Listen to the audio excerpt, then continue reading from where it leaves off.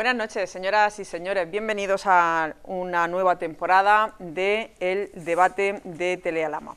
El programa en el que, como saben, analizamos los asuntos de la actualidad política de Alhama. Han pasado muchas cosas desde el último programa, era el 15 de junio y estuvo aquí por primera vez como alcalde para cerrar la temporada el recién elegido, Diego Conesa Alcaraz. De nuevo, y como es costumbre, en este programa abrimos, igual que cerramos temporada, con el alcalde de turno. Así pues, hemos cursado la invitación y aquí está, de nuevo, en este primer programa de la temporada del debate de Telealama, el alcalde Diego Conesa Alcaraz. Buenas noches, Diego. Muy buenas noches. Bienvenido. Buenas noches a todos. Gracias por estar aquí. Gracias a vosotros por poder dirigirnos a tantos vecinos y vecinas a través de la televisión. Muy bien. Bueno, pues como he dicho, han pasado muchas cosas en estos 4 meses que llevamos de legislatura, pero nos vamos a centrar principalmente en la entrevista y las cosas que queremos preguntarle a nuestro alcalde. Para ello me acompañan en la mesa del debate Paco Cánovas, Salvador Cánovas, Javier Sánchez y Pepe Martínez. Buenas noches a los 4, bienvenidos. Buenas noches y gracias por invitarnos. A ustedes les recuerdo el teléfono de Telealama, el 968-639-004, está abierto para que dejen su pregunta, si así lo desean, en el programa. Recuerden, teléfono de Telealama, 968-639-004. Vamos a tratar de apurar el tiempo, que es lo que a mí más me preocupa esta noche, y aprovecharlo al máximo para obtener del alcalde toda la información que sabemos que viene dispuesto a darnos. Alcalde, en estos 4 meses, ¿ha cambiado mucho el concepto de alcaldía que tenía con respecto hasta ese día? No, porque hay momentos mejores y momentos peores, pero la grandeza de poder estar a la disposición de tantos vecinos y vecinas lo suple todo, ¿no? Y el poder, aunque hay momentos muy duros, especialmente cuando ves que todos los días es una rueda constante de vecinos pidiéndote trabajo, con las dificultades que tienen y todas estas cosas, cuando le puedes dar un poco de luz a alguno de ellos o cuando puedes hacer alguna pequeña gestión, en este caso que le quitas ese problema que tienen así de inmediato, pues eso lo suple casi todo, ¿no? Ese contacto directo con los vecinos, ese contacto con la realidad del día a día, pues bueno, la verdad es que no. Eso sí, también yo había estudiado en profundidad los 4 años que había estado en la oposición, pues un poco la situación económico-financiera del ayuntamiento y creía pues llevarlo todo más o menos dominado, pero había ciertas cosas que en este caso pues no tenía la información totalmente detallada y contrastada, ¿no?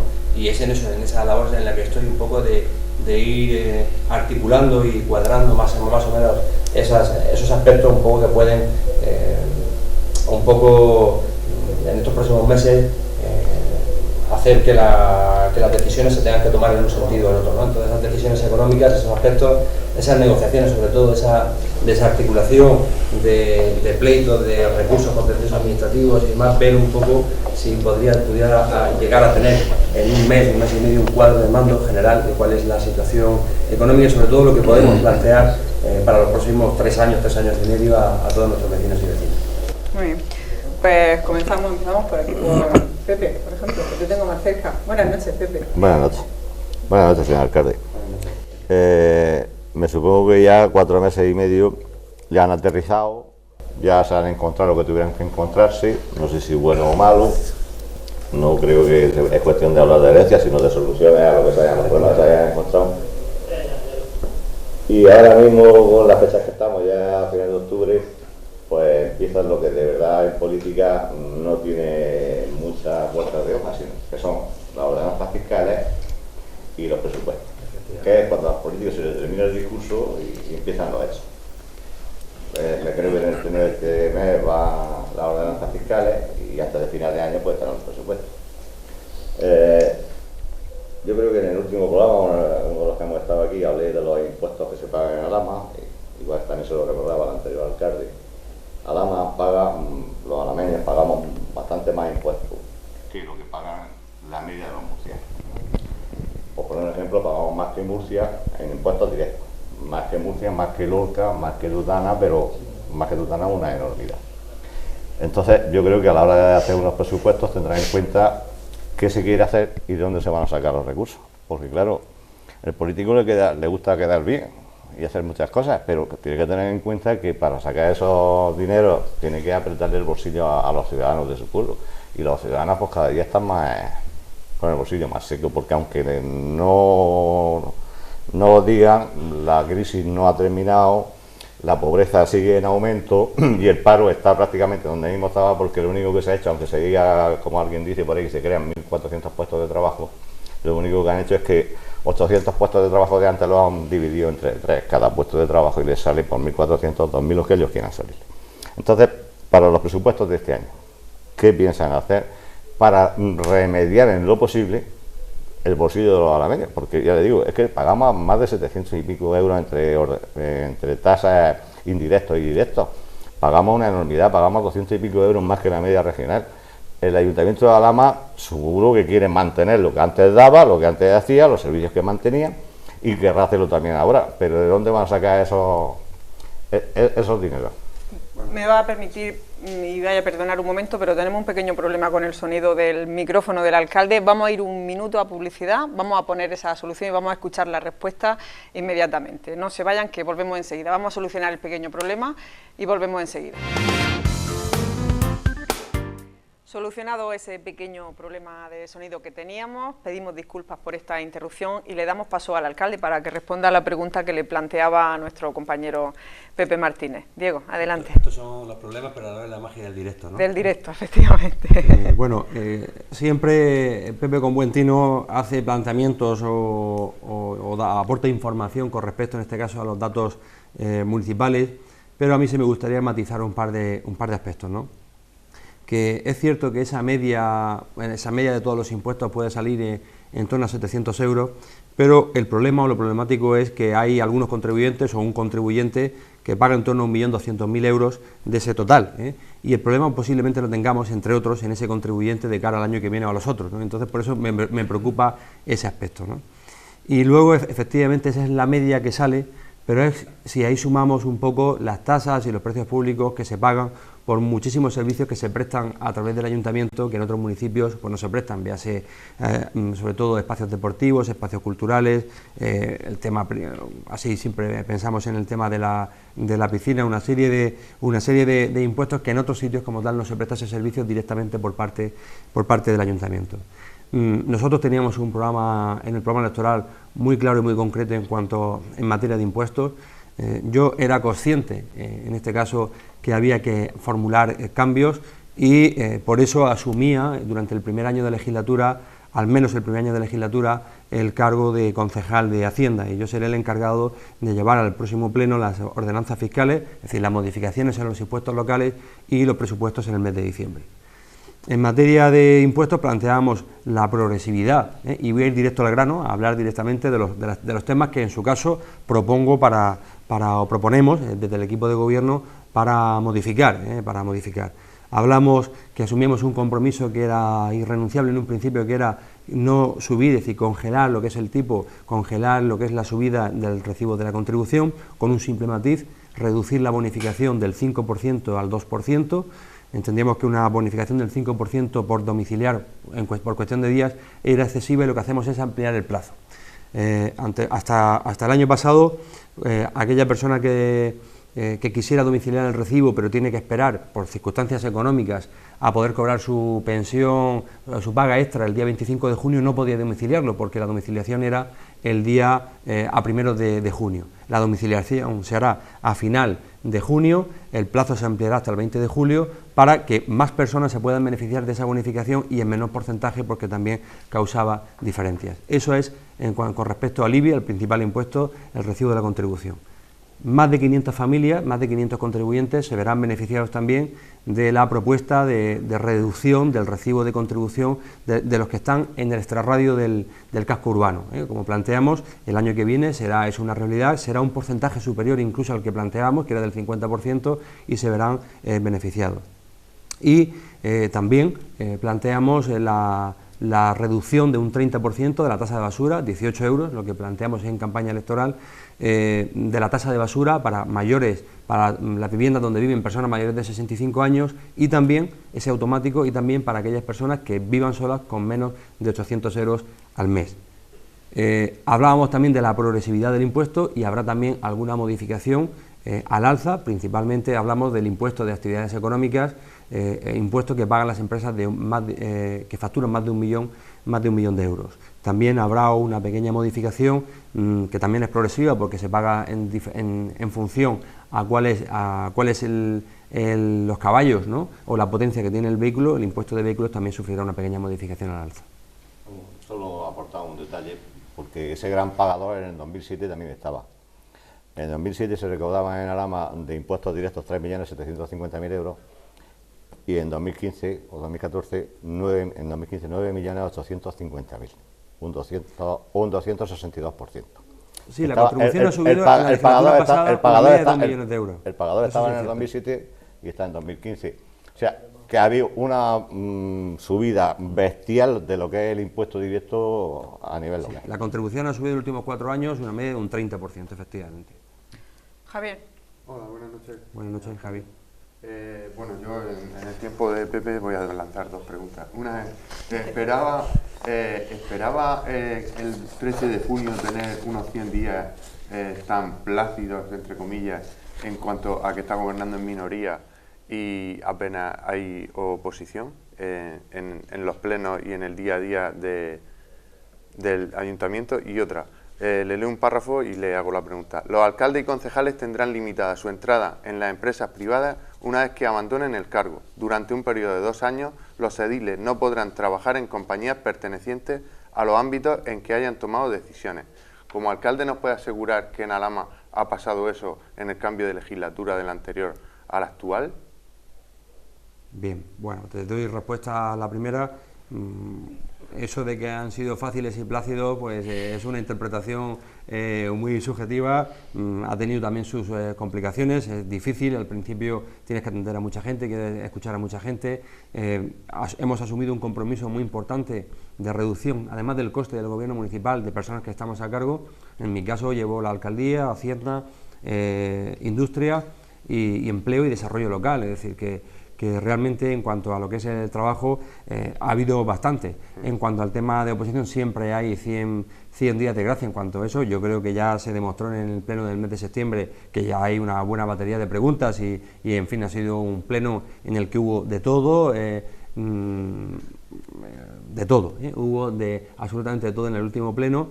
Y bueno, pues eso, en fin, ya veremos en el día a día cómo transcurre, ¿no? Nosotros asumimos también otro compromiso, que era el de gobernar en minoría si sacábamos 9 concejales. Pues eso requiere un esfuerzo adicional en cuanto a la documentación, a lo que son las propuestas para plantearlas previamente, y sobre todo lo que planteamos eran las comisiones informativas, ¿no? Esta misma semana, el jueves, las tendremos, y normalmente antes que las comisiones informativas eran cuestión de 10 minutos, ahora pueden ser 2 horas o 3 horas, porque se debate, se plantea, se consensúa y se transacciona en cuanto a las mociones. Yo creo que eso enriquece un poco la política municipal y era uno de nuestros planteamientos de mejorar un poco esa gestión pública. Con respecto a lo segundo que me planteas, bueno, eso tendrían que responder las personas que han estado ejerciendo cargos y que ahora no estén en el ayuntamiento y puedan estar realizándolo. Yo lo que sí te puedo decir, Javi, que una vez que termine mi etapa como alcalde, pues tendré que volver a mi actividad anterior, y no sé si va en ese sentido o es también por los anteriores, no sé en qué sentido lo quieres decir. Sobre todo es por el pasado, y como representante de los ciudadanos alameños, pues creo que el ayuntamiento podría ejercer un poco de supervisor de que la ley se cumple y de que su casa queda limpia después de un cambio de legislatura, y no dejarlo en manos de un ciudadano que tenga que denunciar o pleitear, etcétera, etcétera. Ya. No sé qué responderte, en qué sentido. Dilo más concreto si es un caso supuesto. Si anteriores concejales no cumplen este dictado de no volver a una empresa en la cual han podido tomar decisiones para favorecer a esa empresa. Vale. Ese dictado, perdona, ese párrafo, ¿de dónde lo has Sí, extraído? de la Ley de Gobierno Local de 2006. O sea es cierto que hay algunos casos que parecen muy flagrantes, ¿no?, en cuanto a esa toma de decisiones muy trascendentales en cuanto al ejercicio de esa actividad posterior. Y bueno, si en este caso supongo que desde los servicios jurídicos municipales o nosotros pudiéramos comprobar que efectivamente hay una toma de decisiones, pues la tomaremos en su momento. En un principio, en cuanto a y te lo digo por el tema de la placidez, ha sido tal la carga de trabajo, la asunción de datos, que no nos hemos dedicado mucho tiempo en este caso a escarbar o rebuscar lo que pudiera haber detrás. Como decía Pepe, lo que quieren los vecinos son soluciones, propuestas en este caso para el día de mañana, y en todo caso en lo de atrás es decirlo para plantear propuestas y soluciones, ¿no? Pero si hubiera algo que fuese flagrante y que pudiéramos comprobar que efectivamente se ha cometido una ilegalidad, pues tendremos que actuar desde las instancias y por los procedimientos oportunos. Muy bien. Salva. Bueno, pues son muchas cosas las que tenemos para aprovechar. Y hacemos los planteamientos rápidos, seguro que nos va a dar tiempo. Una de las cosas que creo que debe de moderarse bastante es la crispación que teníais en los plenos anteriores entre el anterior alcalde y el jefe de la oposición. En esta legislatura cambia las tornas y el que mandaba pasa a la oposición y el que estaba en la oposición pasa a mandar. Empezaron esos plenos también un poco, yo creo que con bastante tirantez entre los dos personajes. Creo que esto no debía de haber ocurrido, pero bueno, espero que ahora con la dimisión del anterior alcalde, pues los plenos vayan dentro de un ámbito normal y agradable, como debe de ser. Dicho eso, yo digo que el alcalde pues utiliza mucho los medios de comunicación para pues no sé, las visitas, 40.000 cosas de las que hace a través de internet, etcétera. Pero eso tenemos que ser consecuentes o conscientes de que eso no lo tiene todo el mundo, no llega a todo el mundo. Creo que se debe de utilizar mucho más los medios que se disponen públicos en Alhama para que todo esto pues llegue a la gente. Concretamente, ahora mismo dos de las cosas que principalmente llevaba el alcalde o llevaba el Partido Socialista en su programa era el agua termal y la educación, y yo creo que es en lo que realmente se está trabajando. Que la gente del pueblo vea otras actividades no se ven. Por ejemplo, por poner un ejemplo claro, yo no sé si la gente conoce quién es el concejal de Obras Públicas, cargo que es importantísimo, puesto que la labor que tiene que desarrollar es muy importante en el pueblo, y yo no lo sé, ya digo, si él pasa por el pueblo, si él coge con personal del ayuntamiento para ver los problemas y las necesidades. Hace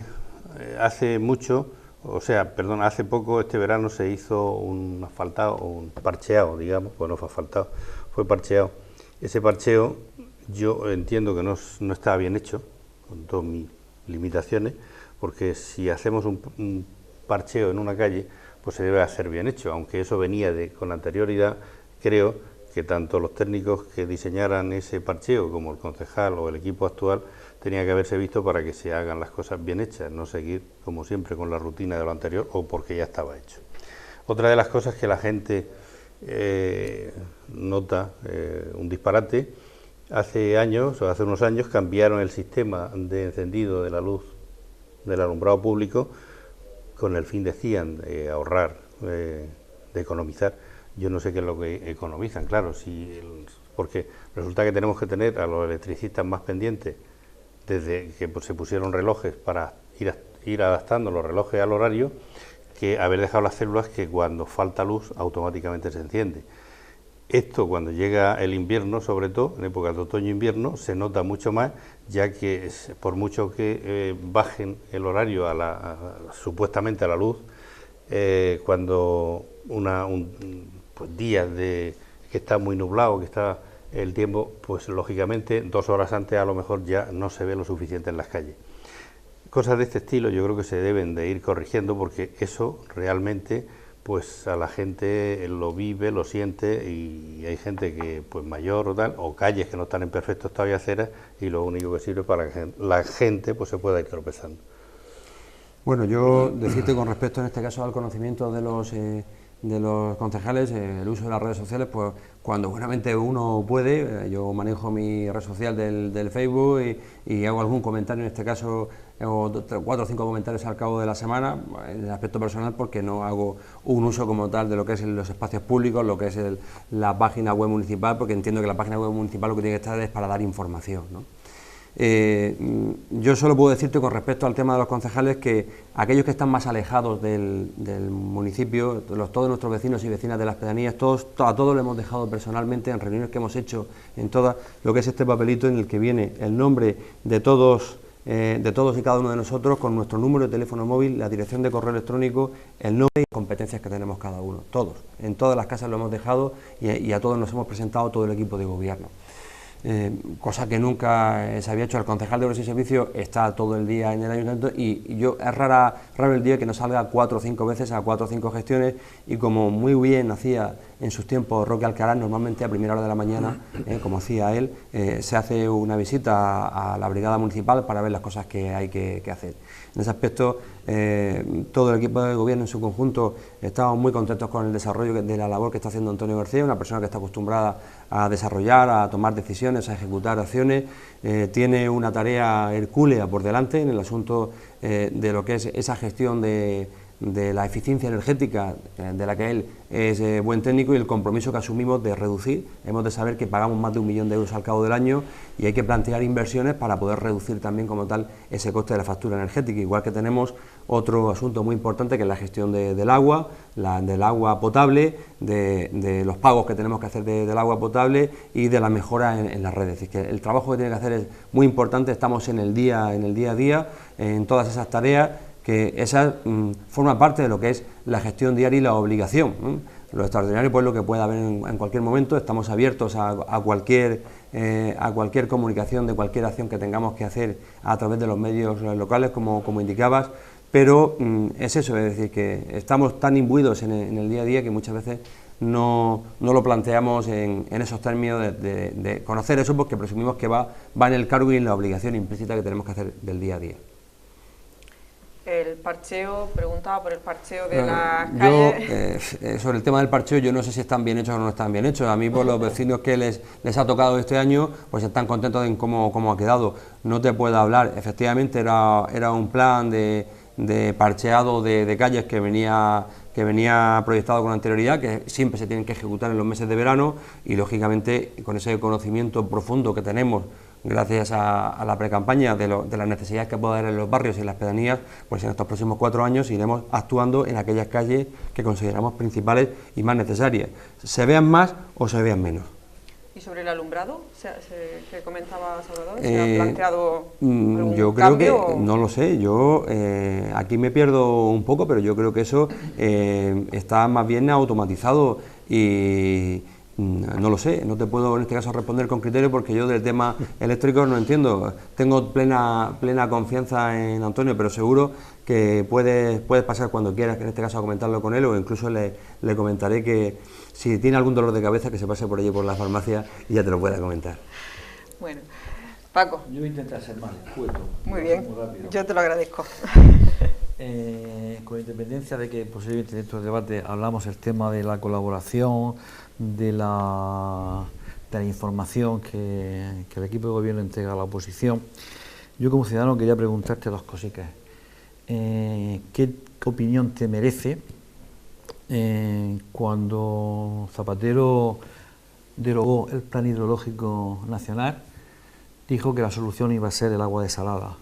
Hoy, en Alhama, tiene que pagar el agua para regar 3 veces de lo que vale normalmente, o de lo que hubiese costado si hubiera venido el agua del trasvase. Y también con el tema del agua, el ayuntamiento va a tener que pagar una sentencia, va a tener que pagar 700 y pico mil euros de agua potable. ¿Qué opinión te merece esa sentencia?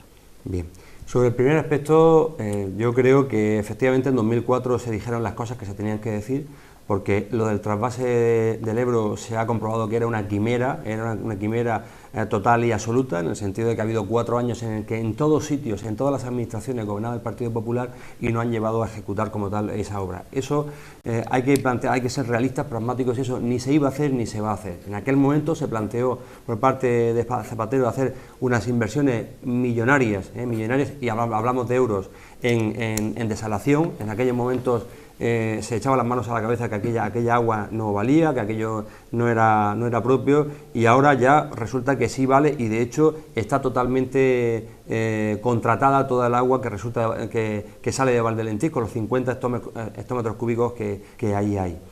La clave efectivamente es que sale más cara, y el problema es que el 75% del coste del agua desalada es el consumo de la energía eléctrica.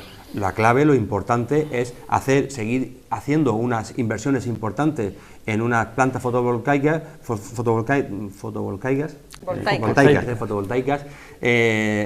que no se imputen como coste de amortización y que supongan un ahorro importante en ese coste del consumo de la energía eléctrica, porque al final lo único que tenemos nosotros es sol. Sí, al final yo creo que en este asunto tenemos que ser serios y rigurosos. Es un problema que tenemos importante del agua, siempre lo hemos tenido, siempre la cuenca del Segura es deficitaria. Hay un problema también en la cabecera del Tajo, y creo sinceramente, y hablándole claramente a los vecinos, especialmente a todos los regantes de Alhama, que la solución pasa por seguir manteniendo un poco el trasvase Tajo Segura, a sabiendas de que el memorándum le ha pegado un hachazo importante, plantear fórmulas a través del Tajo Medio, que será mucho más factible, y seguir potenciando el ahorro del coste de la energía eléctrica para que el agua desalada la podamos tener. Diego, perdóname, eso con respecto a la primera pregunta. Perdóname, pero eso es una mentira como un piano. O sea, el plan hidrológico no era una quimera porque estaba subvencionado con el 80% de la Comunidad Económica Europea. Bueno. En esa inversión, que el trasvase era una de las partes del plan hidrológico, estaba la regulación de la cuenca del Ebro, y es absurdo, para mí me parece absurdo, que un mismo Consejo de Ministros se lleve un decreto de sequía y un decreto de inundaciones. Y eso, nos guste más o nos guste menos, es eso. Desde entonces, y yo personalmente aquí en Alhama, porque Pepe trajo a un comisario de aguas, le dije que eso, lo que tú acabas de decir, que eso es una exageración de coste, que el precio de salado, sin amortización, sale un mínimo de 45-50 céntimos el metro cúbico, y que eso no lo podía soportar ningún agricultor, y eso está ocurriendo hoy. Y lo que no puede ser es que el agua tenga que desalarse cuando se está tirando en otro sitio. Yo lo único que sé es que los problemas de agua que tenemos ahora mismo... Pero diga verdad, no tergiversen las cosas. Vamos a ver, tú puedes plantear, en este caso, tus planteamientos, en este caso dices que es mentira, yo no voy a entrar ni voy a aseverar ese asunto, yo doy mis argumentos, tú puedes dar en este caso los tuyos. Yo doy esos argumentos, y lo único que sé es que ahora mismo si no fuese por los 50 hectómetros de agua que pueda salir de Lentisco más la que pueda salir de Torrevieja, tendríamos un problema muy grave de agua para regar e incluso para beber. ¿Tú sabes cómo se constituyó la desaladora de aguas de Lentisco? Era una iniciativa privada que se la asumió luego se la quedó el Estado. Bueno, no quisiera, bueno, en fin, yo no voy a entrar a debatir ese disparate. Voy a entrar a la segunda pregunta que me planteas sobre el tema de la sentencia. Esta sentencia no es ni más ni menos que en el año 2008 y 2009 pues no se actualizó, de una subida del agua de Elta y Villa, no se actualizaron lo que son las tarifas. La empresa lo reclamó y después de sentencia pues ahora tenemos que pagar la no aplicación de la subida en las tarifas del agua de aquellos años. Entonces, si el agua de Elta y Villa sube, pues el recibo o el coste del agua en el recibo de los vecinos y vecinas tiene que subir, y lo que no subió entonces y lo que no se pagó entonces pues se tendrá que pagar ahora, y en esa situación nos encontramos que hay que pagar 720.000 euros de una sentencia, de una compensación de sentencia, y eso hay que pagarlo y hay que pagarlo ya. ¿Recuerdas quién se opuso a la subida del agua? Yo sé quién era en aquel momento el concejal de Obras y Servicios y sé quién era también el alcalde en aquel momento. Es lo que te puedo decir. ¿Se opuso el PSOE y el PP? Bueno, yo te digo lo que... Y ahora tenemos que pagar el agua que en su día se consumió y que no lo hemos consumido los demás. Diego, hablando de sentencias, ¿qué sentencias tiene ahora mismo que ejecutar el ayuntamiento, que hace el frente, y en qué forma eso puede trastocar el presupuesto y puede afectar pues, al normal desarrollo del ayuntamiento de cara, pues me imagino que para los presupuestos, ordenanzas, todo esto, porque son cantidades muy importantes. Tenemos algunos pagos mediante sentencias firmes, estamos hablando de la sentencia del auditorio que se ha pagado ya. Tenemos también como sentencia firme estos 700 y pico mil euros que tenemos que pagar de Socamés. Tenemos 400.000 euros que pagar todavía de la sentencia de Baminor, todo eso en este caso firme, y tenemos que pagar también el 75% de la paga extra de los funcionarios que no se pagó en el año 2012. Todo eso supera el 1,5 millones de euros, que es una cantidad muy superior incluso a la deuda financiera que tiene el ayuntamiento, que está en torno a 900.000 euros. Eso es lo que hay que pagar firme ya definitivo. Pero a mí ya, más que esas cantidades, me preocupan lo que está ahora mismo en ciernes, lo que está recurrido. Está recurrido ante los tribunales y en vía administrativa los recibos de contribución de todo lo que son los residenciales que no se han llegado a construir, plusvalías relacionados con esto y también sabemos que de aquí en adelante van a estar todos recurridos. Y el problema, las dudas es que tengas pleitos y los ganes, ¿no? En las dudas es un poco qué podrá ocurrir, y nosotros un compromiso que asumimos era de judicializar la vida administrativa, intentar llegar a acuerdos con todos los colectivos, con personas, con los vecinos, en este caso con las empresas colaboradoras con el ayuntamiento, y hay que desenmarañar esto, y en esta dinámica es en la que me encuentro. Tengo pendiente para principios de noviembre ir a Valladolid, al domicilio social, y visitar al Consejo de Administración de Socamés para hacer una propuesta que en su caso trasladaré en la comisión informativa pasado mañana a los grupos de la oposición para ver un poco una fórmula, yo que entiendo que puede ser beneficiosa para todas las partes, especialmente para el ayuntamiento, y que en un principio fue receptivo los responsables que venían de la empresa aquí. Eso es a 1 de noviembre. Tengo pendiente de visitar y hablar con el director general de Solvia y de Altamira, que son o Aliseda, que son las filiales inmobiliarias del Banco Popular y del Banco Sabadell, que son los propietarios de buena parte de aquellos terrenos, para desactivar ese tejido de recursos contenciosos que lo único que va a hacer es tenernos en vilo durante todos estos años, y yo quiero eso dejarlo aclarado lo antes posible, y me he marcado una fecha que es para final de noviembre, poder explicar todo eso a los vecinos, decir, oye, tenemos esto, tenemos que pagar esto, tenemos estas sentencias, hemos desactivado esto, tenemos que pagar esto, y esto va a resultar que en los próximos presupuestos y en los siguientes tenemos que ajustarnos por aquí o podemos seguir manteniendo niveles de gasto. Esa información me falta un mes o un mes y medio para poder tenerla después de todas las reuniones y la información recabada hasta la fecha. Esos recursos del tema de la contribución, ¿tenéis referencias de alguna jurisprudencia, alguna otra sentencia que haya habido en España? No hay, todavía en sede del Tribunal Supremo como tal no la hay, en lo que es el Tribunal Superior de Justicia de Murcia no, pero ya hay sentencias de otros tribunales superiores de justicia que son las que alegan las empresas recurrentes, y hay que tenerlas en cuenta porque es una dinámica. Hay que pensar, por ejemplo, que el valor catastral de esos terrenos, que en su momento iban a valer una cantidad importante, catastralmente están valorados en 30 euros y el valor de mercado está en torno a 2,5 o 3 euros, ¿no? Y entonces ese es un argumento en un momento determinado que con una dinámica de sentencias, pues cuando pase un tiempo, si esto no se reactiva, que no se va a reactivar en esos términos, pues puede ser sentencia que nos haga haber hecho el cuento de la lechera durante estos años. Y yo lo que quiero es que los números estén muy claros y que sepamos hacia dónde vamos en los próximos años. Es decir, que esas sentencias que en otras comunidades se han dado han sido favorables a las empresas, a los recurrentes. Claro, si no, no habrían presentado los recursos. Entonces, eso pues hay que intentar hacer una negociación en la que todos sacamos números y todos al final pues cedamos algo, no te tiempo a explicarlo, pero tengamos un horizonte claro, de saber, oye, vamos a desactivar esto, vamos a despleitear estos asuntos, paga esto y paga lo otro, vemos cómo articulamos para actualizar como tal esos valores, y en ese trabajo es en el que estamos. Es un trabajo arduo, pero un trabajo en el que hay que hablar abierta y directamente con todas las partes implicadas, y luego, por supuesto, explicárselo a todos los vecinos y vecinas. Muy bien. Pepe, paso la palabra.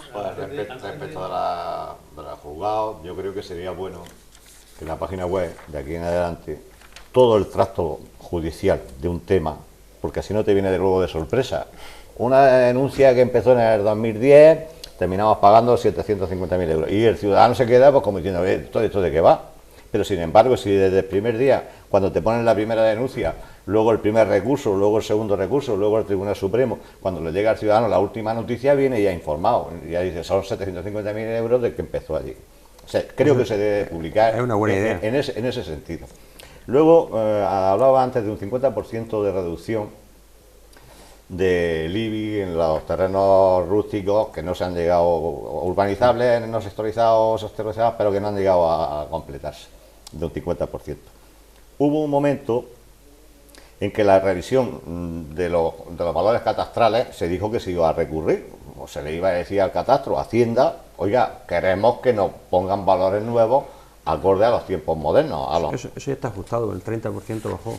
¿Ese es el 30% solo y eso ya se va a aplicar en el recibo del 2016 o no? No, eso ya está aplicado y vigente en el del 2015, lo que es la reducción del valor catastral, ese está, en el recibo del ciudadano, ¿en cuánto que le ha supuesto? No, le ha supuesto que no siga subiendo directamente. O sea, que lo único que tenemos ahí es una congelación, sí, pero ahora, en lo que es el recibo propiamente, porque baja muchísimo más el valor catastral, va a bajar el valor catastral más de ese 30%, va a afectar a más de 500 propietarios del extrarradio, ahí sí va a bajar más del 50% el recibo de contribución. Eso lo va a notar en el ciudadano. Esos propietarios, sí. Vale. Esos propietarios que tienen terreno, es decir, lo que es aquellos que tienen vivienda, no. No, el terreno. Una vez que ha llegado a tener en el ayuntamiento todos los datos de los servicios que presta el ayuntamiento, cuántos son deficitarios y en qué cantidad, en total, si lo tiene ya más o menos. Bueno, deficitarios son la mayoría de servicios, pero es que hay que pensar que son servicios públicos y tienen un carácter social que hay que tener muy en cuenta. Siempre, a lo mejor, el caso más paradigmático ese es el tema de la piscina, que pues, nos cuesta, tiene un déficit todos los años pues, superior a 200.000 euros, pero ahora son 1.000 usuarios los que disfrutan de la piscina, ¿no? Entonces siempre está ahí el dilema de que, oye, tienen que pagarlo todo ese coste los usuarios de la piscina exclusivamente, o ejerce una función social, en este caso de socialización de personas mayores, de clubes, en este caso relacionados con la natación. Eso es el tema a valorar, ¿no? El tema a valorar, y lo que sí queremos hacer es una labor pedagógica sobre ese tipo de servicios, de decir, oye, tantos usuarios hay, tanto coste tiene, tantos ingresos tiene, la media sale a tanto, y luego, sobre todo, si hubiera que tomar decisiones sobre dónde bajar o dónde subir. Que todo eso, por eso yo creo que me gustaría hablar con rigor en el tema de los presupuestos. Te ha dicho claramente lo que es las ordenanzas fiscales, pero sobre presupuestos, hasta que no tengamos definido todas estas reuniones y llegamos a algún tipo de acuerdo, pues todo eso hará variar un poco el presupuesto de cara al 2016. Es que si no se le dice al ciudadano que el servicio, por ejemplo, de la piscina cubierta que me está hablando, es deficitario en 200.000 euros, el ciudadano llega allí con sus 20 euros y cree que está pagando el servicio completo y que allí no genera ningún déficit, cuando en realidad están diciéndole a los demás alameños, entre todos pagamos este servicio, entendemos que tiene una dimensión social. Sí, se paga una parte, es decir, hay muchas personas que tienen una bonificación del 100%, otras del 50%, otras del 30%, y en todo caso la persona que paga el servicio completo sin ningún tipo de bonificación, pues está pagando en torno al 60% del coste total que tiene, sin incluir el coste de la inversión. Javier. Yo creo que una de las cosas que está demandando Pepe tiene que ver con los 80 indicadores de transparencia que prometió el PSOE que iba a aplicar en un año, y que con esos 80 indicadores muchos ciudadanos podrán saber por dónde va cada cosa y cada servicio. Yo quería sacar dos temas bastante importantes en esta legislatura. Uno es el nuevo Valle de Leiva, Instituto Valle de Leiva. En el último pleno, bueno, llevamos mucho tiempo hablando de este tema, en el último pleno se presentó una moción, intervino un representante de la Plataforma por la Ubicación Justa y se llegó a acordar por todos los partidos que se iba a tener en cuenta a la comunidad educativa a la hora de decidir dónde se ubicaba el nuevo Valle de Leiva. A mí la frase tener en cuenta a la comunidad educativa no me dice nada, porque lo de tener en cuenta no sé cuánto se tiene en cuenta. Y lo de la comunidad educativa, el concepto de comunidad educativa, o sea, yo soy padre ahora de un alumno de tercero de la ESO, pero cuando se vaya a construir el Valle de Leiva ya no soy padre de un alumno de instituto. Ahora puedo estar criando un niño recién nacido y no podría aportar mi opinión porque no pertenezco a esa comunidad educativa en ese momento. Yo creo que el concepto de comunidad educativa somos todos, porque el hecho de poner un instituto con esas dimensiones en un sitio o en otro del pueblo, pues va a vertebrar mucho lo que es la dinámica ciudadana del pueblo. Entonces, ¿no sería conveniente hacer una consulta ciudadana que en su programa incluía para el tema del balneario y adelantarla a este caso, que me parece que el tema IES, el Instituto de Secundaria, es mucho más importante, y enlazo con el tema del balneario y termino? Me sorprende que dos partidos que se dicen de izquierda tengan como proyecto estrella de esta legislatura el tema del balneario, cuando históricamente el tema de los balnearios lo hemos visto de la monarquía, las grandes fortunas, en el siglo pasado, no, en el anterior. Claro, cuando se nos vende el termalismo como un hecho de lujo, de hoteles, etcétera, etcétera, no sé cuántos ciudadanos de Alhama van a poder acceder a esos servicios. Y como sé que llevas tiempo estudiando el tema y has visitado algunos balnearios y algunos municipios, te diría que visitaras municipios donde el tema del balneario salió muy mal. Y hay pleitos, y hay huelgas de trabajadores, hay déficit para los ayuntamientos, y he podido recopilar hasta 4 municipios en España que el tema del balneario les ha salido bastante rana. Fíjate, nos hemos puesto a hablar del trasvase, de balneario, y se ha puesto a llover. Nos estamos oyendo la lluvia como cae. Bueno, el agua llama al agua. El agua llama al agua, sí. Hablaba de los 80 indicadores y efectivamente, pero fuimos más ambiciosos y asumimos el compromiso incluso de ir articulando en los siguientes 3 años de legislatura incluso 10 indicadores adicionales. Pepe ha hecho una propuesta que la veo muy sensata y muy clara, que es cuando se establece un procedimiento que sabemos que puede durar en el tiempo y puede tener consecuencias, en este caso presupuestarias, que se vea lo que es la relación de los hechos. Ese es un indicador que se puede poner en marcha de inmediato. Cuando nosotros llegamos había 16 indicadores, ahora mismo hay 39 medidas de transparencia. Pues yo creo que se han presentado unas cuantas, las juntas de gobierno locales están ahí, hay un espacio para todos los partidos políticos, hay información como tal detallada, los partidos que han querido, de hacer su planteamiento y aportar toda la información detallada de los miembros de su grupo municipal, las mociones en este caso de los partidos que las aportan también aparecen ahí. Yo creo que se ha trabajado en 4 meses muchísimo más en materia de transparencia que en los últimos 20 años, ¿no? Y como colación al final, pues también un poco el proceso de elección de pedáneos. Hay que ser ambiciosos en ese aspecto, y yo creo que todas las aportaciones, aquí se ha hecho una, tienen que ir sumando y tenerse en cuenta, porque no hay que tener miedo, ni mucho menos en este caso, al tema de la transparencia.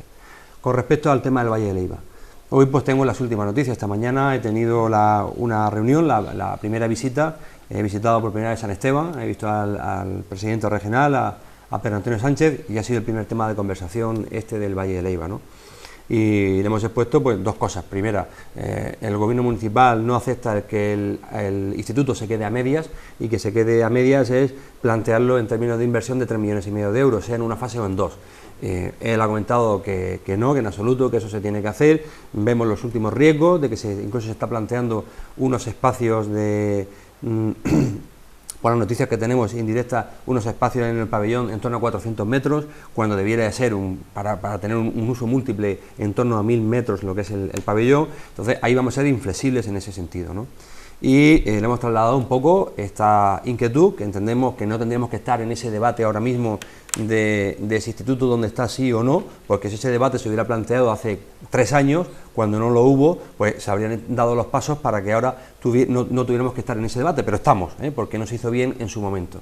Entonces se planteó por parte de la plataforma, nosotros en el mes de junio tuvimos una reunión con la asociación y nos lo planteó, lo hemos puesto sobre la mesa, la ubicación en la cerámica, nos ha puesto la FAPA también que retomemos o que se valore de nuevo la ubicación en el Praico, porque hay que recordar que la cerámica, buena parte del terreno es privado, aparte de que hay un tiempo para poder urbanizar y habría que permutar ese terreno y que llegara a un acuerdo con los propietarios. Pero en el Praico, donde estaba planteado inicialmente, los terrenos son municipales, aunque tendría que existir una actuación urbanística. Nosotros lo que hemos quedado en virtud de la moción que fue conjunta en el pasado pleno y lo que hemos trasladado a la comunidad educativa, a los representantes de las diversas SAMPA y de la FAPA, es darle para el 10 de noviembre en una hoja, en un folio, lo que es el detalle de los 3 o 4 espacios posibles, indicando cuándo se podría empezar a construir, qué tiempos, en caso de que se tenga que hacer alguna actuación urbanística de modificación del plan general, qué tiempo duraría eso, qué costes podría tener para el ayuntamiento y con esos datos, con esas tres informaciones, que haya un debate. Que en última instancia hay una opinión mayoritaria por parte de las AMPAs, por parte de la FAPA, mayoritaria en cuanto a valorar un cambio de ubicación, pues se tendrá muy en cuenta. Al final será una decisión política la que tendrá que trasladar. Que se pueda plantear como una consulta popular para plantearlo, nosotros no nos da miedo en absoluto lo que es la consulta popular, pero queremos tener el dato para que haya un criterio y haya un debate sobre el asunto. Lo que a mí sí me ha trasladado el presidente regional, Pedro Antonio Sánchez, que al final, alcalde, lo que vayas a plantear lo aceptaremos nosotros. Si decidís hacer un cambio de ubicación y se traslada un año, entre comillas, no vais a perder el dinero que en principio está asignado con fondos regionales, porque le hemos dicho, lo que no queremos es buscar lo que piensa cualquier persona mayor y sensata. Bueno, aquí coge y si aplazas esto un año, porque hay que coger y hacer una estación urbanística, que luego se aproveche ese cambio para decir, uy, me he gastado el dinero en otro sitio y ya no está. Entonces, ese compromiso lo necesitamos firme del gobierno regional, que tendrá que ser vía asamblea, en el que hay 3 partidos en los cuales tenemos representación aquí, Ciudadanos, Podemos y Partido Socialista, para que se asume ese compromiso de que efectivamente sea en 2016 o en 2017 estará ese dinero, para que no eso desvirtúe un poco la toma de decisiones. En ese aspecto, para el 10 de noviembre, y será público en la página web, 3 espacios, al menos 3 espacios, los tiempos de duración para poder construir, los costes que podría tener de cara al ayuntamiento y esa información básica para que todo el mundo tome cartas en el asunto. Y me preguntaba también sobre el tema del balneario. Efectivamente, hemos visto y he analizado también algunos sitios en los que no ha ido bien el asunto, no ha cuajado bien. Estamos hablando siempre, y hemos dicho, de nuestro cronograma de actuación, que se modulará en virtud de una moción que ha planteado Izquierda Unida, que yo creo que se puede consensuar por parte de todos los grupos para el próximo pleno. Planteamos impulsar la iniciativa privada en 2015 y en 2016, y si viéramos que no resultara, para poner en valor ese agua termal, planteábamos la construcción a través de una iniciativa mixta o una iniciativa pública de un pequeño espacio termal, asumible financieramente por parte del ayuntamiento, que impulsara o revitalizara la iniciativa privada en balnearios, como puede ocurrir, por ejemplo, en Baños de Montemayor, un pequeño pueblo de Badajoz, cerca de Salamanca, en el que es de una asociación de vecinos, no del ayuntamiento, ese balneario, y los hoteles son de iniciativa privada, y aquello funciona. No sé si es de los que tú tienes anotado. Sí, de Cáceres. De Cáceres, ¿sí? Ese sí funciona, y es un proyecto con el que estuve hablando con el alcalde allí en Orense, y hemos quedado que en diciembre ir a verlo un poco cómo funciona ese proyecto, porque es quizás el más parecido a la iniciativa que podamos plantear aquí en caso de no cuajar una iniciativa privada en 2015 o en 2016. Es uno de los problemáticos, y hace pocos meses hubo movilización ciudadana en el pueblo, y porque eso, el agua es suya y tal, pero el tema de la gestión, cesión a empresa privada, deudas, y se va en la empresa y se queda el ayuntamiento con la deuda, y ha habido problemas. Pero es que yo sepa, son 4. Gracias. Salva. Bueno, antes de entrar al resto de cosas, pues eso también lo llevaba. Una es el tema del agua. Me parece mucho mejor sitio el sitio del Praico que la nueva urbanización a la hora de hacer un balneario, hacer pues el tipo que sea de balneario. Pero ¿y el agua? ¿Hay agua en el Praico caliente para poder hacer el balneario allí? ¿Se han hecho algún estudio para poder...? Sí, allí se hizo una... Sí, se hizo arriba uno, que aquello después cuando se intentó aforrar parece ser que ya no tenía agua. No era ese el caso, que en principio no había salido excesivamente bien. Estamos pendientes de una valoración en cuanto a lo que es bombear el agua, que solamente no llegaría a 1 grado, bombearla desde el sitio que tenemos ahora mismo, la declaración de minero medicinal, que es en la zona del Huerto de las Menas, bombearla hasta allí, pero lo lógico, lo natural, lo sensato sería que si se estableciera un balneario, un espacio termal en la zona del Praico, lo normal es que cayera incluso casi por gravedad, ¿no? Por eso aquello. digo que aquí Entonces estamos hablando de que lo que es la puesta y la actualización de ese pozo, de esa exploración que se hizo en su momento, pues puede tardar 1 año y medio, 2 años, ¿eh? Entonces todo eso, pues en lo que queda de año, pues más o menos se tomará un poco la decisión de si en paralelo a lo que es esta extracción, se toma en cuenta aquella para ponerla en valor para el supuesto de que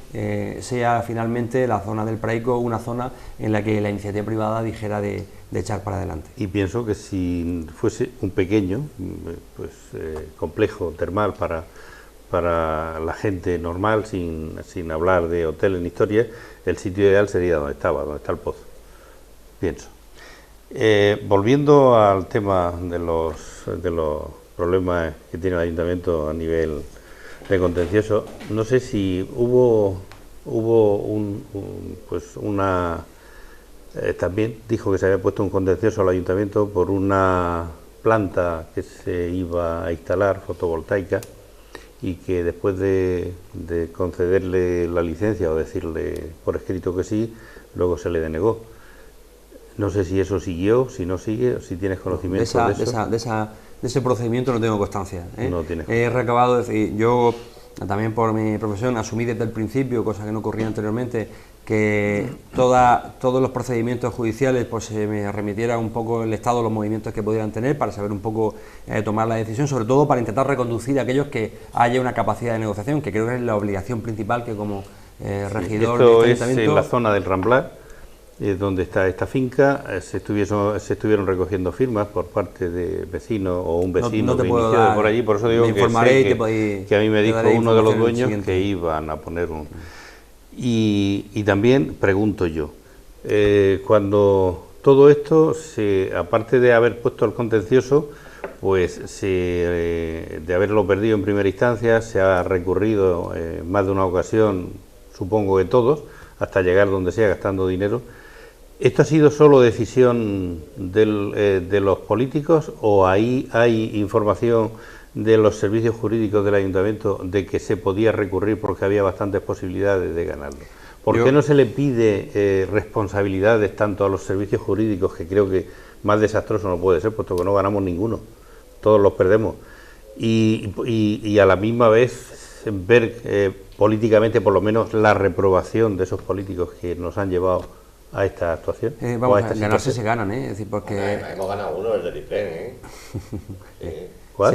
El del IPREN. Sí, es decir, la deuda era superior, del agua, de la no subida, la aplicación de la subida en 2008 y 2009, pero se ha compensado un poco con este, es decir, era superior, es decir, son excesivos, son muchísimos los pleitos, las reclamaciones patrimoniales que se hacen y hay que intentar intentar solucionarlo a primeras de cambio o al menos sentarse a hablar. Los que hay, pues habrá que solucionarlo de la forma, evidentemente, cuando siempre lo que hace un cliente normal de la calle con su abogado, y lo que entiendo que también hace un responsable político, es tener en cuenta las consideraciones o las observaciones o las sugerencias que le puede hacer el departamento jurídico. Si se pierden mucho, lógicamente habría que plantearse si eso está funcionando o no está funcionando.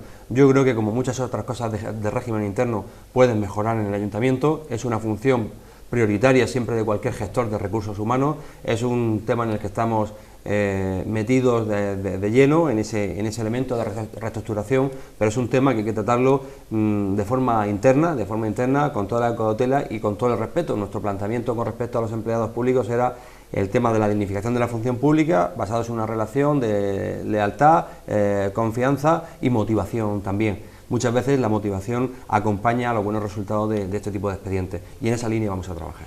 Bueno, no, es que era terminar esos dos puntos, ¿no? Sí. Hablando del tema transparencia, y ahora que se ha surgido la polémica en la región con la publicación de los sueldos de ciertos funcionarios, puesto que otros lo hemos dejado fuera, parece ser, yo desde el principio lo comenté, creo que es un disparate, no se pueden publicar los nombres con el sueldo, habrá que publicar el puesto de trabajo, pero ya está hecho. Sí.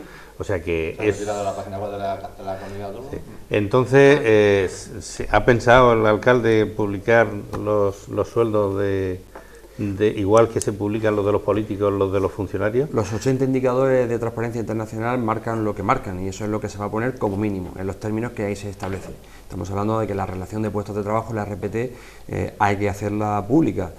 Lógicamente se tendrá en consideración, se planteará antes de hacer cualquier actuación qué es lo que se está haciendo en los sitios más avanzados en este sentido. Se comentará también en este caso con los sindicatos y las partes afectadas, pero hay una parte que es ineludible y esa es la que se contempla dentro de los 80 indicadores. Espero que eso siga.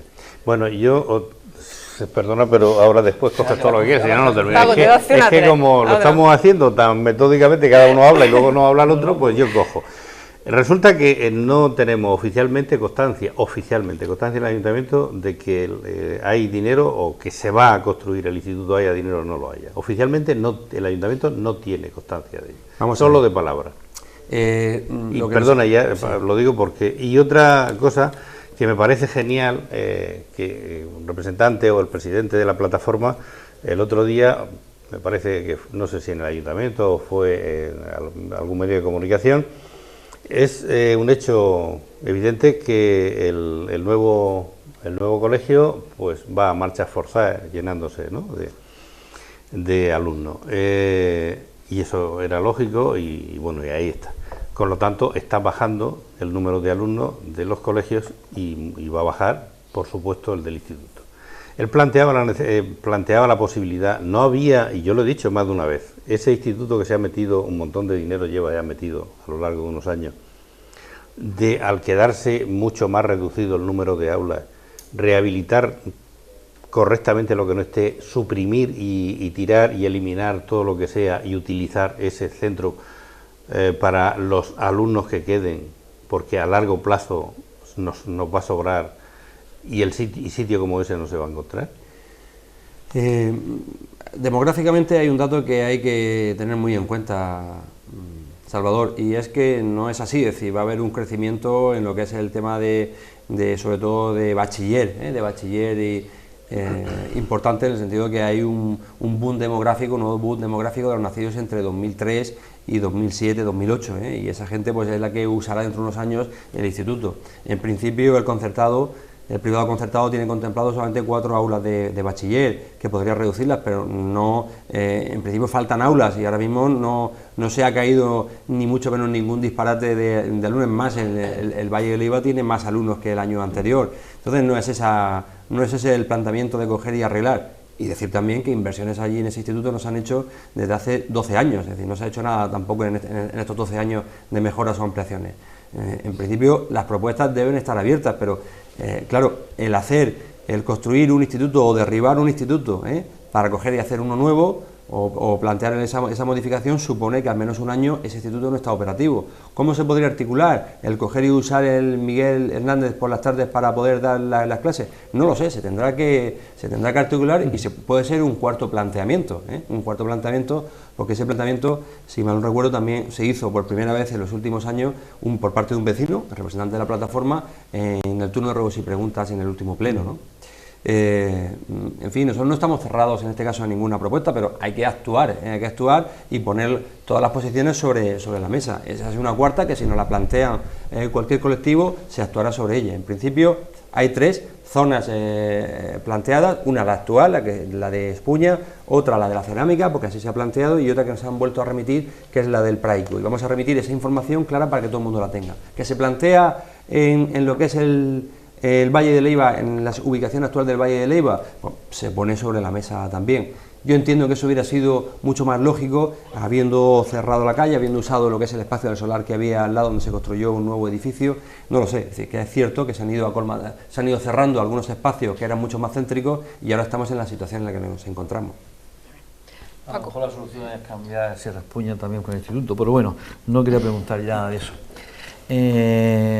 Aprovechando lo que he dicho, la sentencia, Pepe, acuérdate que cuando surgió ese tema lo estuvimos debatiendo en otros medios de comunicación, en la radio, y yo decía, el agua que no paguemos hoy la vamos a pagar dentro de unos años.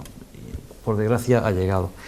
Bueno, yo quería decirle, señor alcalde, que yo transparencia creo que no es poner los sueldos, porque los sueldos están en la ley de presupuestos, está en los presupuestos, se puede ver, eso es más bien cotilleo. Yo creo que transparencia es entregar la documentación con plazo suficiente para que la oposición lo estudie. Por ejemplo, usted ha entregado hoy la ordenanza fiscal para debatirla en la comisión del jueves y aprobarla o no aprobarla el martes que viene. Usted, cuando era concejal de la oposición, yo le oí decir muchísimas veces de quejarse de que no le daban tiempo a estudiarlo. ¿Usted le está dando tiempo a la oposición ahora para que lo estudie? Yo no he terminado, perdona. Yo creo que transparencia es realmente exponer las cosas que hay en el ayuntamiento, no publicar cosas que pueden ser trascendentes y a veces muy intrascendentes, porque es solamente para curiosidad. La gente, cuando va a la página web, va a ver lo que gana Pepe o lo que gana Juan, cuando eso no es realmente cierto, porque hay otra serie de prebendas que no se reflejan ahí, como sueldos de consejos, como gastos no suntuarios o de representación, etcétera. Entonces, usted realmente va a utilizar, como dice, se le llena la boca de decir de que va a ayudar a la oposición para que haga realmente su oposición, va a ser leal, dándole la información cuando tiene que dársela, con tiempo suficiente para poder estudiarla. Usted tenga en cuenta que usted se dedica, en teoría, y en la práctica supongo que también, se dedica íntegramente a la alcaldía. Los miembros de la oposición, todos los miembros de la oposición tienen su trabajo, tienen su hora muy limitada, y como usted hace 5 meses o 6 meses en la oposición tenía que emplear tiempo de su tiempo privado para intentar hacer una más o menos enterarse. ¿Usted cree que dándole hoy a la oposición las ordenanzas se las pueden estudiar? Y más todavía, ayer o antes de ayer entregó la memoria económica a la oposición para que la estudiase. No va a ningún anexo, y en la memoria mencionan como 10 o 12 anexos. No se puede ver, no se puede leer, no se puede analizar nada más que lo que dice ahí. Eso es muy fácil. ¿Usted cree que eso es transparencia?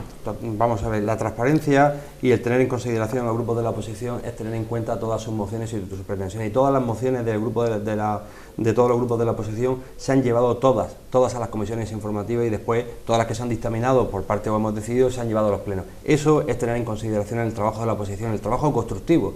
Todas las mociones se han llevado a las comisiones informativas y todas se llevarán una vez que en este caso se presenten dentro del plazo del mes, cosa que no ocurrió en los 4 años anteriores. Eso era principalmente de lo que me quejaba yo. Con respecto a la documentación, hay dos cosas, son muchos puntos los que van en este pleno, el resto de documentación se remitió anteriormente, y hay cosas en su caso que, porque van con muchísimas grapas y demás, a lo mejor no van escaneados esos anexos, pero esos anexos están a disposición de cualquiera de los concejales para acceder a esa información ahí, que es lo que siempre todos hemos hecho, y es buscar esos espacios y esos tiempos que hay para coger y atender toda esa documentación, la tienen allí. Es más, en el caso de las ordenanzas, que no es como los presupuestos habrá unas reuniones durante una semana previa con todos los concejales y los concejales de la oposición para ir explicando las partidas detalladamente. Hable de por favor, presente. déjame que termine. Con respecto al tema de las ordenanzas, está tan claro que se ha enviado en PDF, no fotocopiado en blanco y negro, en un PDF en color para que se vea lo que se ha cambiado, lo que se ha modificado, para que se vea claramente. Y luego en la comisión informativa, porque solamente es el tema del cambio, la variación de lo que hay. En la comisión informativa, como he dicho, pueden ser 2 horas, se pueden hacer todas las preguntas que se tengan que establecer, igual que se puede hacer la Junta de Portavoces. Es que yo creo que es una situación tan novedosa que puede asustar, pero efectivamente es que hay que echarle horas de trabajo aunque estés en la oposición, y eso es lo que yo invito, a echarle horas, porque yo he visto en los 4 años que he estado en la oposición quienes les han echado horas y se las siguen echando, y quienes se las siguen echando también en esta legislatura, y yo espero que esa gestión y que el centro derecha haga una posición dura, pero seria y responsable, y espero que vayamos cogiendo ese camino. Ciudadanos desde luego lo va a intentar, pero le aseguro que el PDF no va en color, va en blanco y negro. La información, cuando realmente quiere darla, tú las has mandado esta tarde, o las has mandado a quien se lo haya encargado esta tarde a última de la mañana, con lo que hasta mañana no se va a poder pedir. Si se pide mañana y se entrega mañana, tendrá la oposición, si no la tiene, porque es posible que otros la tengan, tendrá mañana por la tarde y el día siguiente para estudiarla, para poder decir algo, opinar algo. Y tenemos todo el fin de semana, que lo haremos, que no le quepa duda que lo haremos, y haremos propuestas para hacerlo. Pero ya digo que eso me parece que es más transparente que el colgar un sueldo o lo que cobras o lo que cobras, porque al fin y al cabo en la ley, en los presupuestos ya lo tenemos, o en el pleno cuando se aprobó Escucho en este caso con atención a muchos alcaldes que han sido concejales en la oposición y se quejaban amargamente que le daban la documentación el día antes del pleno. Aquí estamos hablando que en una comisión informativa que lo que se hace es dictaminar si los asuntos van a pleno o no, se pueden hacer todas las preguntas, se puede transaccionar y además, aparte de eso, luego hay una semana completa, Pero Diego, ¿cómo vas a preguntar algo que no te ha dado ni tiempo para leer? A lo mejor tú tienes conocimiento, pero a lo mejor miembros de la oposición no tienen ese conocimiento jurídico, fiscal, de ordenanzas para poder, y hay que preparárselo para que pueda hacer. Entonces, realmente yo creo que eso sí que es transparencia, eso sí que es querer dar a la oposición la oportunidad de aportar alguna idea, pero desde luego con la forma de actuar, o sea, se te llena la palabra, o se le llena la palabra, mejor dicho, se le llena la palabra de transparencia, de colaboración, pero luego la realidad no es esa. Me gustaría también comentarte, has hablado en este caso de otras prebendas aparte del sueldo y quiero ser muy claro aquí, es decir, aquí los móviles que lleva el equipo de gobierno son los móviles que tenemos particulares cada uno, son más de 5.000 euros lo que nos vamos a ahorrar en costes de móviles con respecto a la anterior corporación anual. Nadie, es decir, de los 9 concejales del gobierno, solamente hay uno que cobra una comisión informativa y en este pleno va a reducir de que ninguno cobre más de una comisión informativa, es decir, que prebendas las justas. Obligaciones adicionales que se plantean ahora también son las de que todos los grupos políticos tengan que coger y aportar públicamente lo que son sus cuentas en los 3 primeros meses del año. Es decir, yo creo que prebendas las justas y la información está ahí clara y constante. Yo no he dicho que ustedes tengan prebendas, yo he dicho que el sueldo está aprobado en pleno y está publicado en la... Pero no está detallado completamente lo que percibe cada uno. O sea, que eso no es, entiendo que no es una parte, pero no es. Yo creo que es mucho más la colaboración y la posibilidad de prestar a la oposición esa posible colaboración que lo otro. No he dicho que tengan o no tengan ustedes prebendas. Javi, ¿quería intervenir en este punto? Yo atiendo constantemente los correos Sí, electrónicos y sí. las peticiones de información que me pueden pedir, en este caso otro grupo. Pero para hay que estudiarlas, para poder preguntar. Diego, vamos a hacer una ronda más de preguntas. Yo quería preguntarte, y efectivamente tú como comentabas, una de las grandes preocupaciones que tiene la gente es el tema del empleo, el paro, es algo que seguimos sufriéndolo. Y había varios proyectos que habían despertado mucha expectación entre la población. Proyecto Paramount, empresa Primafrio, ¿cómo está a día de hoy estas empresas? Proyecto Paramount, en el mes de febrero se remitió a la empresa el último documento administrativo en el que tenía que hacer una serie de reparos para la reparcelación. Desde entonces no se sabe nada. Ahora, el otro día llamaron al ayuntamiento para pedir una cita, que la tengo el próximo lunes, con el abogado de la empresa y con Jesús Ampel. No sé en este caso lo que nos planteará. Se le volverá a requerir para que justifique o aporte la documentación que se requirió en su momento. Asunto Primafrio. Este es un asunto que hoy puedo adelantar que se ha quedado solventado un problema que entendíamos que se tenía que haber tenido en cuenta con anterioridad, que era el tema de la salida de la empresa donde estaba ubicada por la vía de servicio y que al final tenía que entrar al pueblo por la redonda que hay enfrente de la gasolinera junto al pozo, y pusimos de manifiesto a la empresa este problema.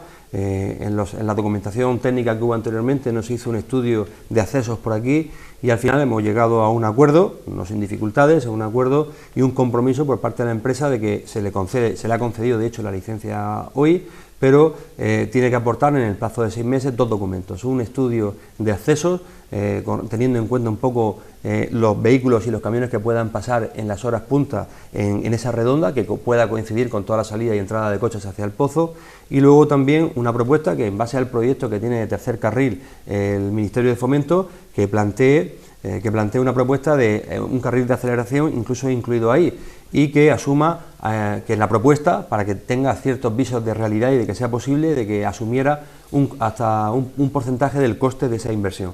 hablamos de hasta el 50%, al final lo hemos ajustado en que sea hasta el 50% y con un máximo de 400.000 euros.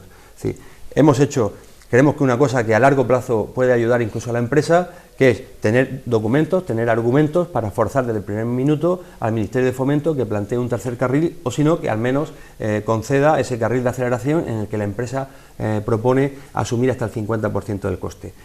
Es lo que podíamos hacer, porque todos los documentos estaban firmados, todas las licencias estaban pendientes de coger y nosotros echarles la firma, y es una vez que hemos debatido con técnicos, que hemos ido a Fomento a Madrid, que hemos hablado con Fomento en Murcia, que hemos hablado con la empresa y, en fin, no sin ciertas dificultades también en algunos momentos, pues hemos llegado a ese acuerdo y ese compromiso adicional que por publicidad y por transparencia aparecerá en el acta de la Junta de Gobierno local de hoy, junto con la concesión de la licencia de obras. Es decir, que ese proyecto creo que está encarrilado con este asunto, que había encallado un poco el tema, pero ya está encarrilado. En cuanto yo visité la empresa el pasado viernes, estuve allí cerrando las negociaciones, es una empresa importante, tiene muchísimos trabajadores que van a venir y que en principio también plantean que va a haber nuevos puestos de trabajo.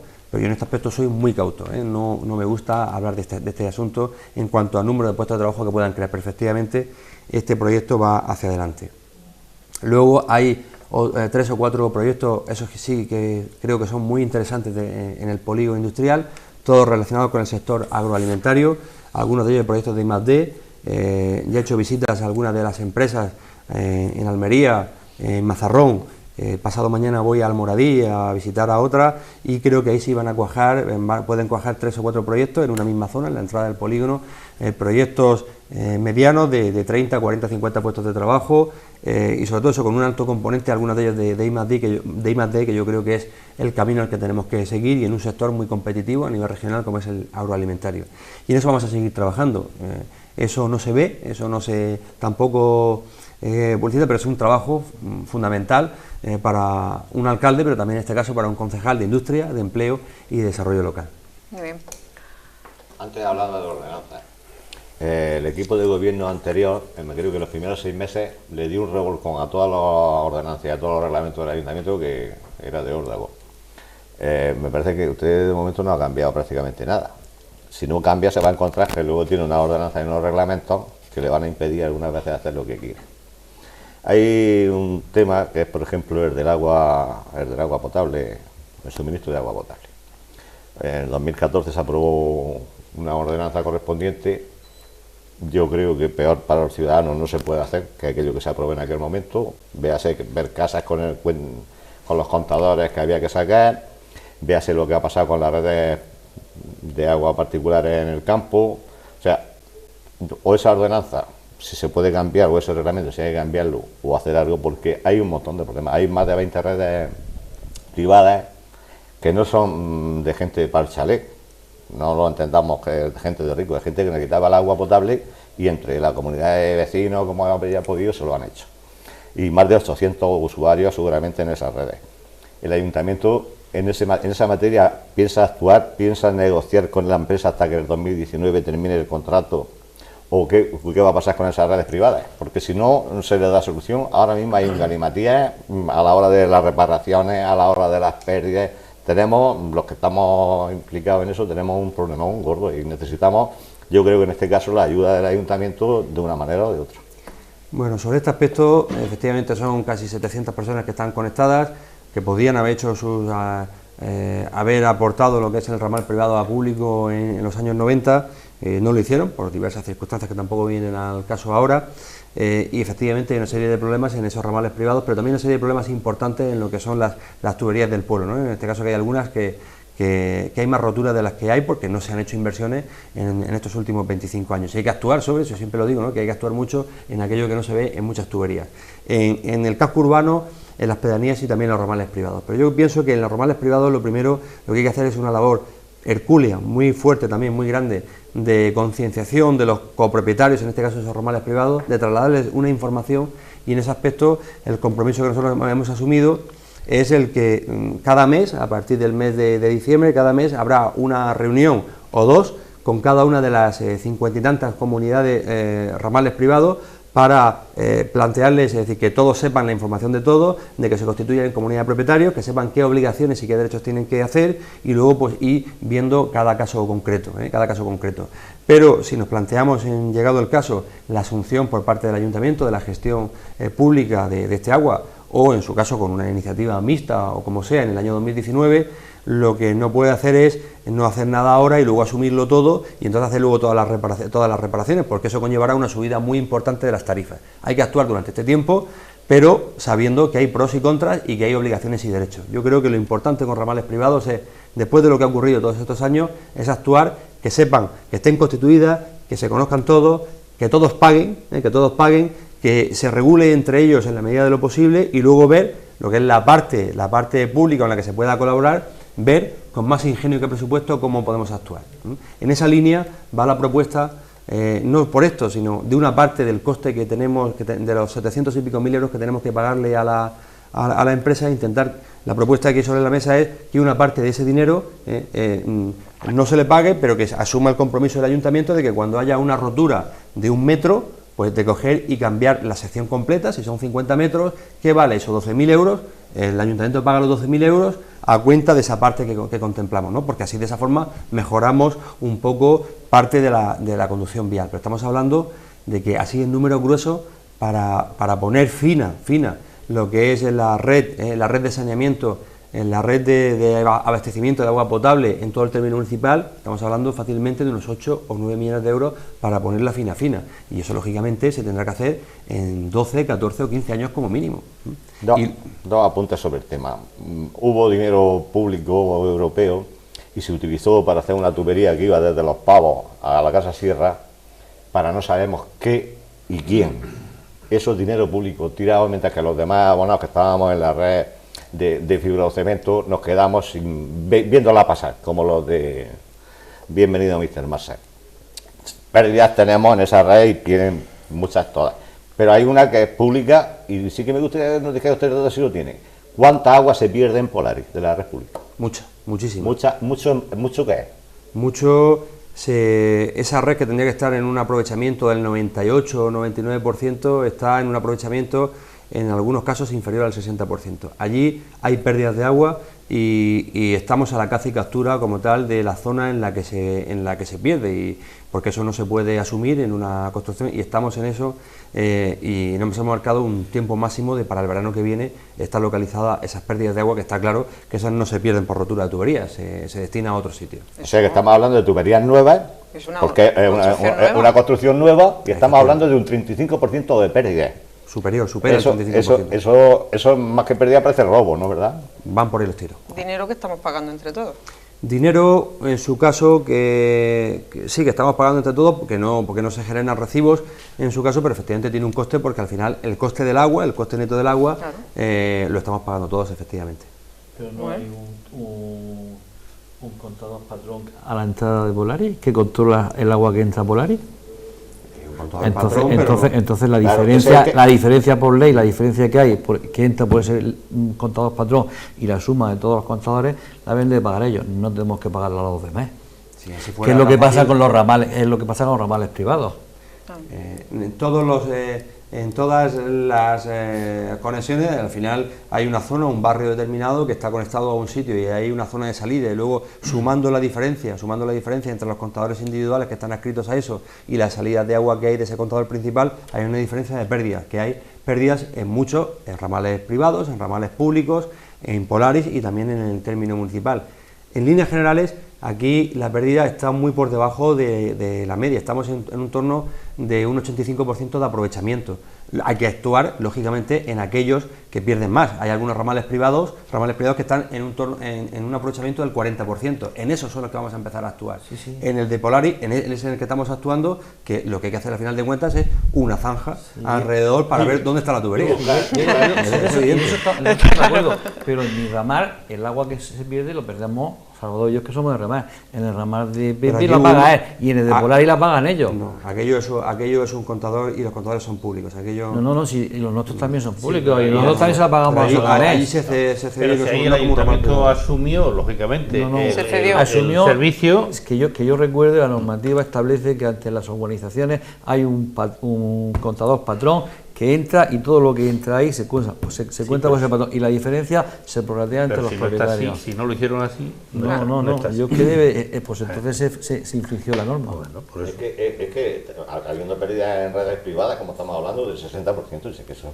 si eso es que, bueno, es Y que las Eso pagamos en algunos nosotros. ramales Y que las privados. pagamos Es que nosotros. Es poca agua, ¿no? La que un ramal privado de poca, pero pero que esa va pérdida- al cielo una pérdida de un 60. Pero vamos a ver, lo que queremos es ayudar porque es una pescadilla que se muerde la cola. Un ramal privado con 15 vecinos, en los que no saben Eso no puede ser. si hay 15 contadores o hay 18 contadores. No saben quién es el que está, entre comillas, trincando el agua, porque si fuera una rotura se vería tranquilamente. Lo que queremos es decirle a ellos, oye, que sois 18, venid para acá.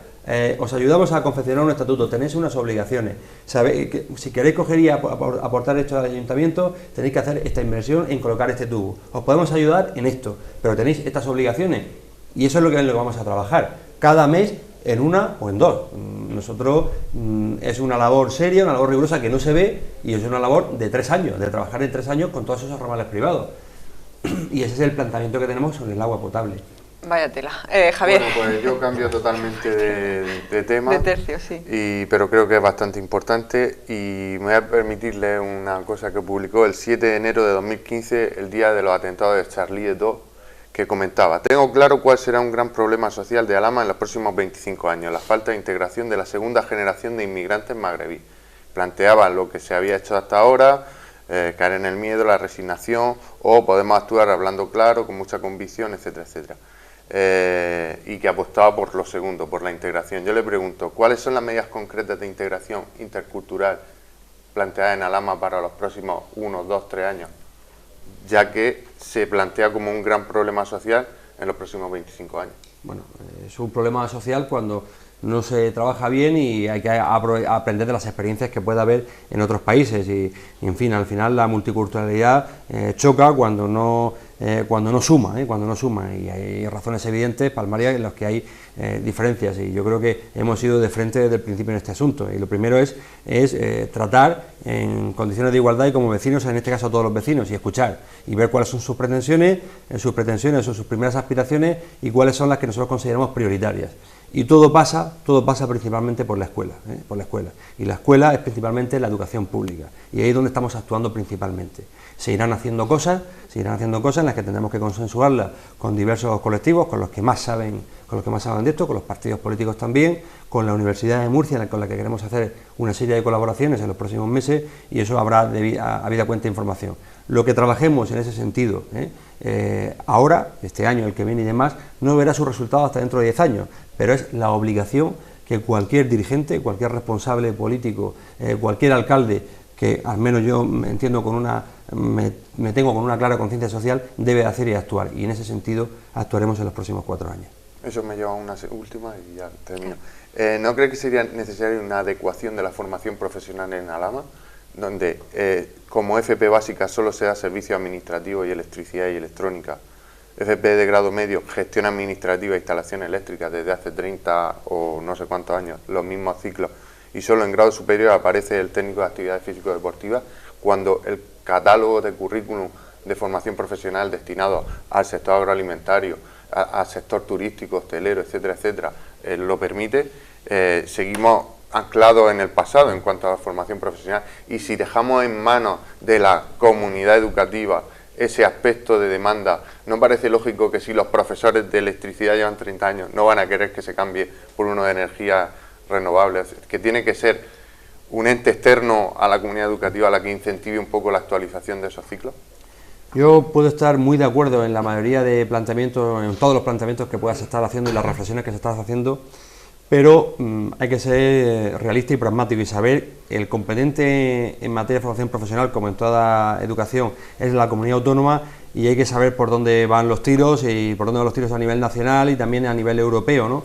Y entonces hay que ser realista, A mí me encantaría que hubiera más módulos de formación profesional y que la formación profesional tuviera otro concepto y otra valoración social, pero no la tiene, y no sé si va a ser posible el que podamos implantar, lo veo difícil, muy difícil, que se puedan implantar otros módulos de formación profesional en Alhama de Murcia de los que hay.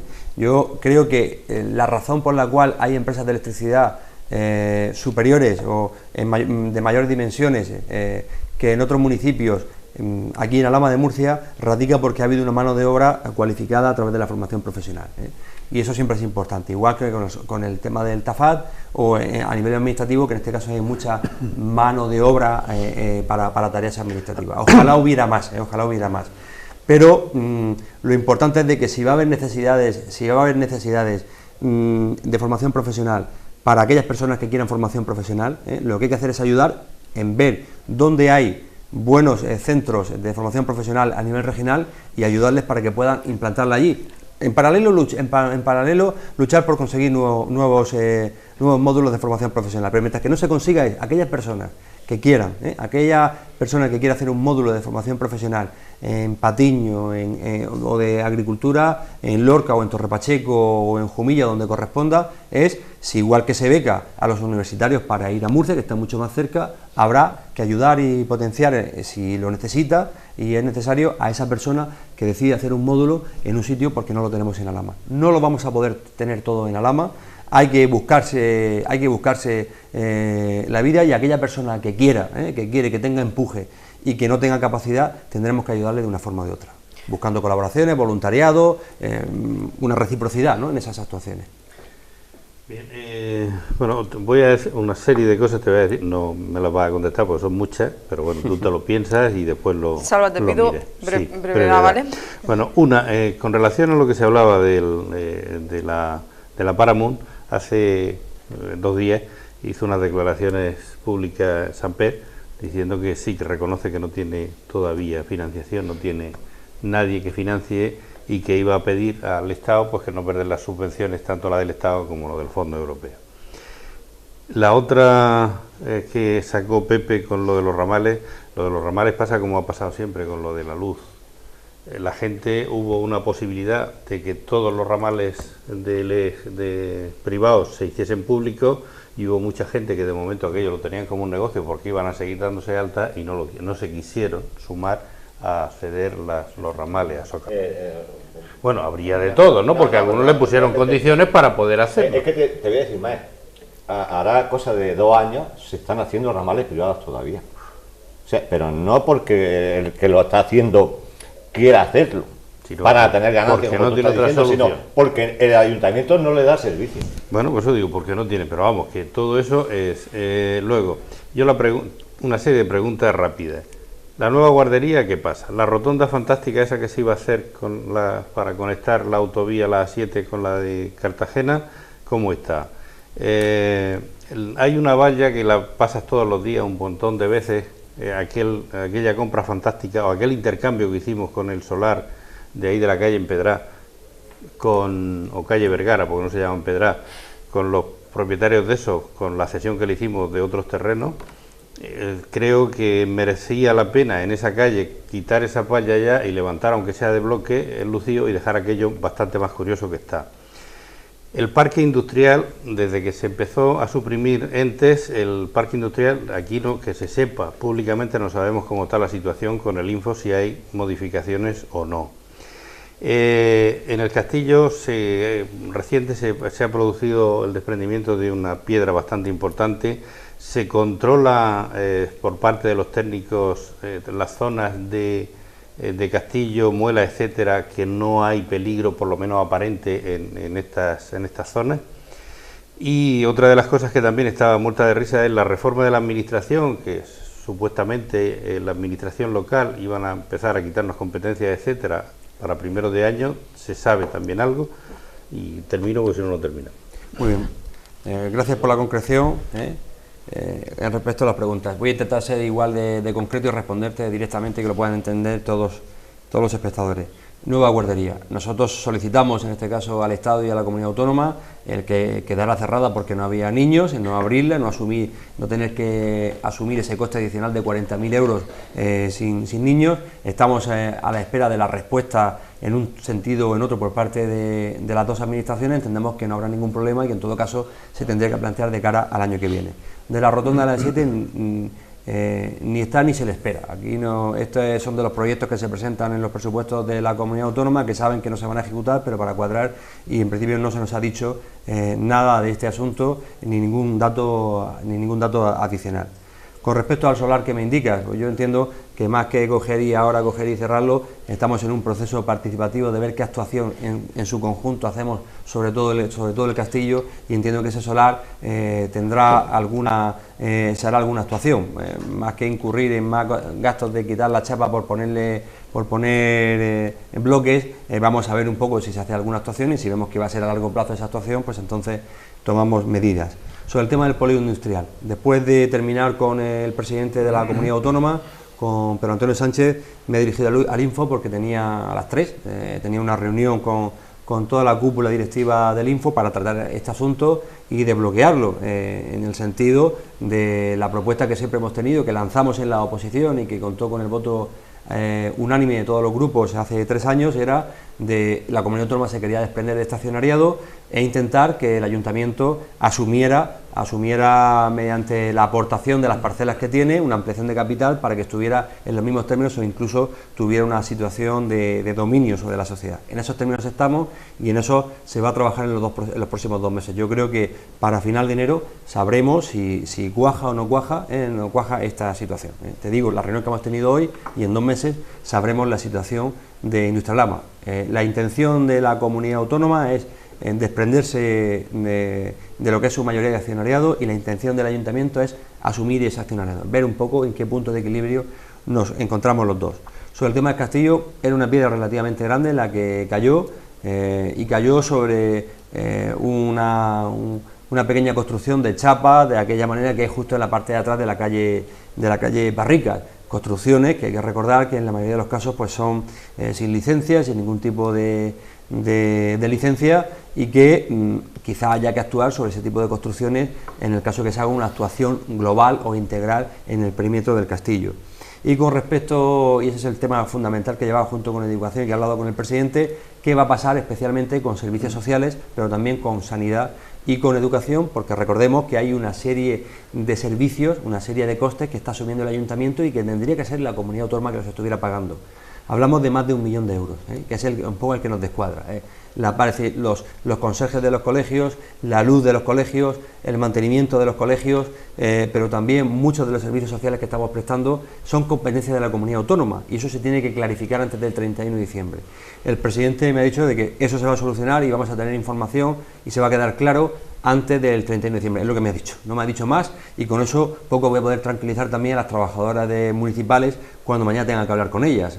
La fecha está ahí cercana, tendremos que tomar unas decisiones, y yo espero que a lo sumo para finales de noviembre sepamos qué va a ocurrir con los servicios sociales de cara al próximo año. Muy bien. Paco. 2 preguntas muy sencillas, y un sí o un no se puede solucionar el problema. Es el tema de Primafrío. Cuando se informó de que se iba a instalar, se dijo que iba una redonda en donde está el puente elevado. ¿Será cierto o no es cierto? Por lo que se ve, no, pero quiero saber si es sí o no. Y luego otra cosa, los Primafrío va a tener su flota, va a tener residencia en Alhama o no va a tener residencia en Alhama. Primera pregunta, sobre las redondas. Son 2 pequeñas rotondas que hay por los lados de la autovía para entrar, pero en los lados, no arriba, en los lados, para hacer rotondas en lo que es el puente que cruza. O sea, el cambio de sentido. Son 2 pequeñas rotondas. Pero eso están arriba, las redondas actualmente están arriba. No, arriba no. Sí, arriba, no. Donde bueno, a mitad. Son pequeñas, sí, pero... A mitad, es esa, son esas 2 rotondas. No, ya está hecho. Una ampliación de eso, es lo único que está contemplado. Y efectivamente, el tercer compromiso, que se me ha olvidado decirlo antes, que lo hemos metido, que es una letra pequeña muy importante, es el compromiso formal en el documento que el domicilio social, pero también el fiscal de Primafrío tiene que estar en Alhama una vez que esté implantado. Eso es importante. ¿Eso qué significa? Pues eso significa que los impuestos se tienen que pagar aquí en Alhama de Murcia. Significa billetes. Los camiones, por ejemplo, los vehículos... Yo la última información que disponía de esta empresa, de que efectivamente la flota con el logotipo de Primafrío creo que está superando ya los 1.500 camiones, pero propiedad de la empresa no superaba los 100, propiedad de la empresa, que son los que tributarían aquí. Muchos de ellos son también de autónomos portugueses y de otros sitios, tienen una producción muy importante en Huelva y demás. Al menos esos 40, si son 180 o 200 euros, pues si son 40 serían 8.000 euros de recaudación en ese asunto, más el IAE, que al final son los dos impuestos que también, ya he dicho aquí, a la primera pregunta, son los dos que van a subir de cara al 2016.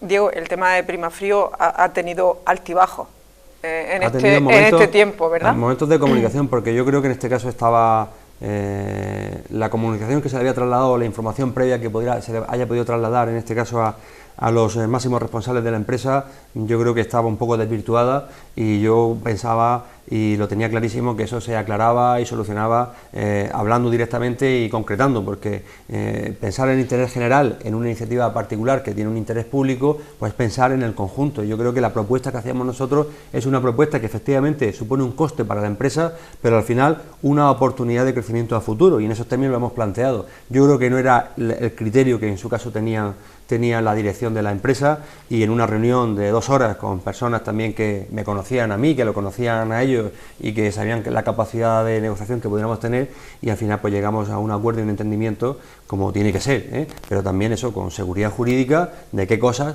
tienen que asumir todos, y ya está, y tener herramientas también yo como alcalde y el equipo de gobierno de forzar con ese documento, que también ayudamos a la empresa, de forzar desde el minuto 1 a Fomento para que plantee lo que es el tercer carril, y cuando nos digan no, el tercer carril no porque eso cuesta dinero, pues decirle no, es que la empresa está dispuesta a poner hasta el 50% para que sea. Pero esa es la idea. ¿Ese estudio de ese tercer carril lo conoce Fomento o no? No, ese tiene que hacerlo sobre el proyecto de Fomento, por eso se da 6 meses para hacerlo. Es decir, que Fomento no tiene ahora mismo conocimiento de que se... No, Fomento tiene conocimiento de lo que pensaban hacer. De lo que pensaban hacer y lo que se proponía, y las limitaciones que en su caso había por el tema de las distancias. Entonces, esos datos que se sabían de antemano, que se han explicado, pero que ahí estaban. La licencia, Diego, que ha concedido hoy la Junta de Gobierno, supone el desbloqueo y que la empresa comienza licencia a de obras la obra, y licencia de acceso, las dos licencias. Primero se ha firmado el convenio, se ha publicado y aprobado el convenio, y después, con esas obligaciones y compromisos adicionales, y después licencia de obras y licencia de acceso.